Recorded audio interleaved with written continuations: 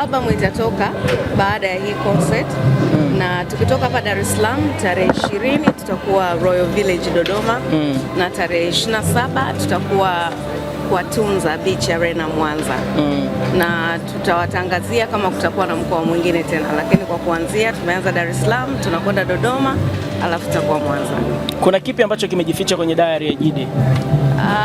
Kuna vitu vingi ambavyo watu hawavifahamu, lakini ni story za maisha yangu ya utoto ninapokuwa na muziki kwa ujumla. Kwa hivyo nimeona ni kitu kizuri kwa watu wapate kujua safari yangu ilikuwaje. Kuna vitu ambavyo wanakuwa wanasikia lakini hawana uhakika, au kuna vitu wanaambiwa lakini kutoka kwa mtu wa pili na watatu lakini hawajavisikia kutoka kwangu. Na story siku zote inapopitia kwa watu watatu mpaka wanne hadi kufikia inakuwa imebadilika, lakini story unapoisikia kutoka kwa mwenyewe inakuwa ndio story original.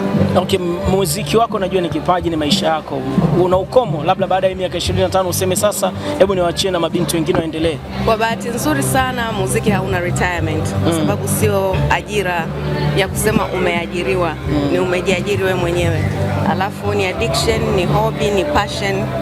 Kwa hiyo kama ni kitu ambacho unachokipenda hakuna expire date wala hakuna retirement. Watu wengi tumewaona wanaimba mpaka wengine wanaangukia jukwaani wanakufa. Kwa hiyo ni pale tu nguvu zitakapokuishia, kwa sababu hii ni talanta ambayo Mwenyezi Mungu anakuwa amekupa. Sio kitu ambacho unasema unaachia mtu. Huwezi kumwachia mtu moyo wako. Siku unapouachia ina maana ndio umekufa. Safi, hongera sana. Miaka 25 na safari ya Lady JD mpaka kufikia leo, ina mchoro gani kwa wanamuziki wanaokuja sasa hivi na watu wanaomfahamu Lady JD kwa sasa kizazi hiki kingine? Nafikiri mchoro halisi ni picha kubwa ya kuwa imara na kukiamini kile unachokifanya. Na kwenye miaka 25 yako leo, wakati unaendelea kufurahia, unakumbuka ni tukio gani ambalo lilikurudisha nyuma lakini ulikuwa ni mwanamke imara ukasimama nao? Nafikiri leo kwa kuwa tunasherehekea na tunafurahia ushindi na mafanikio, ni vizuri kufocus na mambo mazuri zaidi kuliko kufocus na mambo mabaya. Kwenye album ya Silva leo tunakwenda kushuhudia Lady JD wa namna gani?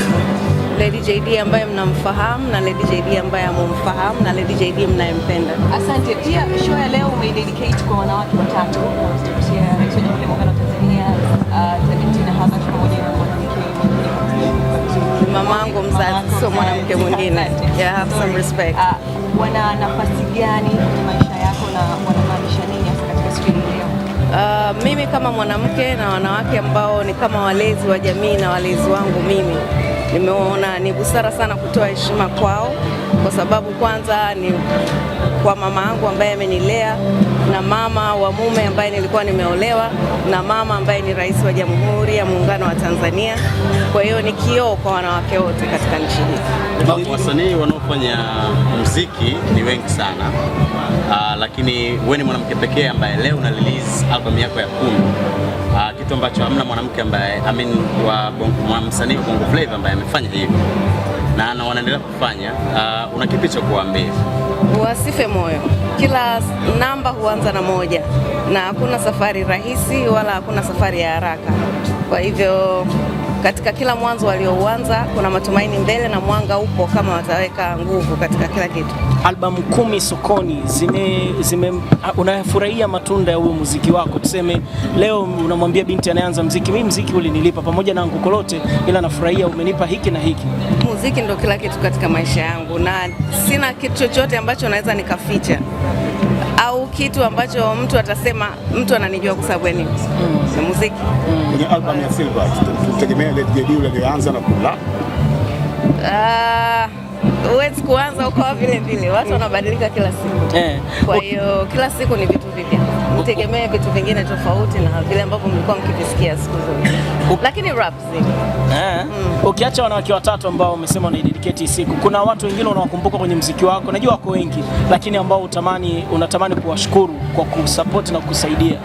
Wanawake wapo wengi, wanawake ambao hata kama support sio ya moja kwa moja, lakini mtu yote ambaye umekuwa ukimsikiliza akakuinspire ni kitu ambacho unatakiwa kukishukuru kwa sababu kimekujenga na kukufanya ulipo. Kuna watu kama Patricia Hillary niko nayo siku ya leo.